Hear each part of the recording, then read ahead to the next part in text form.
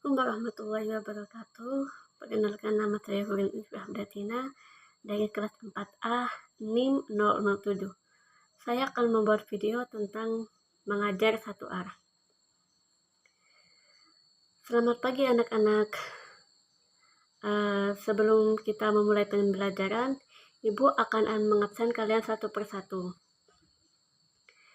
Baik, yang Ibu panggil silahkan kalian acungkan tangan.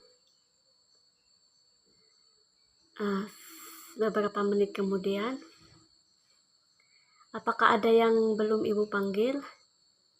Sudah baik.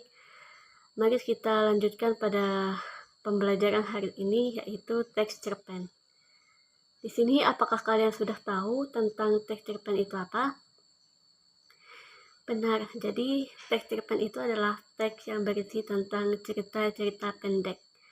Biasanya cerpen itu memiliki struktur, ciri-ciri, bahkan ada contohnya. Ya, pengertian dari teks cerpen sendiri yaitu cerita pendek yang dibuat berdasarkan berbagai tema seperti persahabatan, kekeluargaan, atau bisa juga percintaan, dan lain-lain. Nah, biasanya cerpen itu tidak panjang, hanya singkat saja, tidak sampai berlembar-lembar, tidak sampai beratus-ratus lembar seperti novel. Jadi cerpen hanya cerita pendek yang biasanya minimal itu 3 atau sampai 5 lembar. Nah, ciri-ciri teks cerpen itu biasanya bersifat imajinatif, yaitu cerita itu bersifat imajinasi. Tidak semua cerita pendek itu bersifat nyata. Terkadang itu ditambahkan dengan imajinasi oleh si penulisnya. Ciri yang kedua yaitu menggunakan bahasa yang mudah dimengerti. Jadi penggunaan bahasa dalam cerpen itu menggunakan bahasa yang mudah dimengerti dan dapat dipahami oleh setiap pembacanya. Sedangkan struktur cerpen itu ada alur, tema, sudut pandang, amanat, dan lain-lain. Yaitu tema. Tema itu adalah sesuatu yang topik yang akan dibahas dalam cerpen seperti kekeluargaan, persahabatan, dan lain-lain. Yang kedua yaitu judul. Judul merupakan hal paling penting dalam teks cerpen karena judul akan mencangkup tentang semua isi dari teks cerpen. Yang ketiga alur. Alur yaitu jalan cerita dari teks cerpen. Bisa alur maju, alur mundur. Alur mundur itu biasanya membahas cerita yang bersifat masa lalu atau kejadian di masa lampau. Dan yang ketiga yaitu alur campur.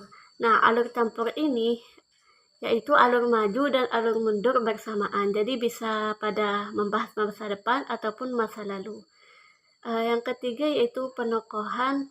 Nah, penokohan dalam cerpen itu ada 3.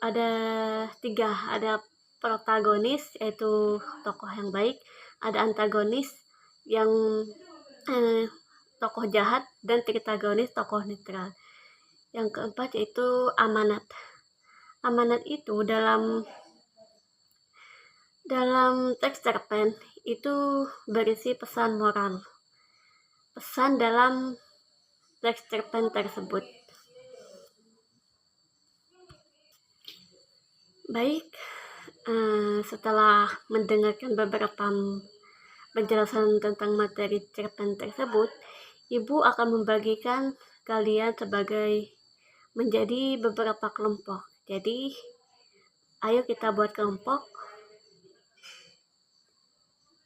Nah, setelah kalian berbagi sebagai kelompok, Ibu akan membagikan LKPD atau lembar kerja peserta didik. Nah, setelah LKPD sudah ada di tangan kalian, Ibu juga akan memberikan tentang contoh teks cerpen yang akan kalian bahas bersama kelompok. Jadi, kalian tentukan sudut pandang, top tema, judul, amanat, sudut pandang, serta penokohan dalam teks cerpen tersebut. Kalian diskusikan bersama kelompok. Ibu akan memberi waktu kalian selama 15 menit. Jika ada yang sudah selesai, silahkan boleh acungkan tangan dan presentasikan hasil diskusi kelompok kalian. Baik, terima kasih kepada kelompok yang sudah mempresentasikan hasil diskusinya. Nah, kemudian Ibu akan memberikan lembaran LKPD kedua untuk tugas individu. Jadi tugasnya adalah kalian mencari dan membaca satu cerpen. Kemudian kalian akan menuliskan amanat dalam cerpen tersebut, serta menyimpulkan isi dalam cerpen tersebut. Setelah selesai, kalian boleh kumpulkan tugasnya ke depan untuk Ibu nilai. Baik, karena kalian sudah mengerjakan tugas kelompok dan tugas individu, Ibu akan menjelaskan kembali tentang hasil diskusi yang kalian bahas mengenai teks cerpen.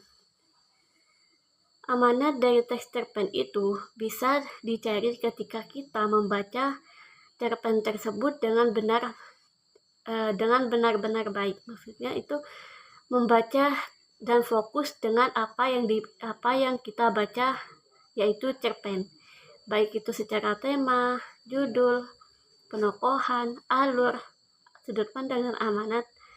Kita akan memperoleh semua informasi tersebut ketika kita membaca cerpen tersebut dengan teliti, lalu kita bisa menyimpulkannya secara baik. Nah, untuk minggu depan selanjutnya kita akan membahas materi yang akan Ibu jelaskan. Terima kasih buat kalian yang sudah mengikuti pelajaran hari ini.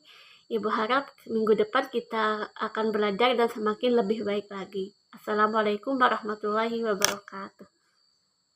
Ibu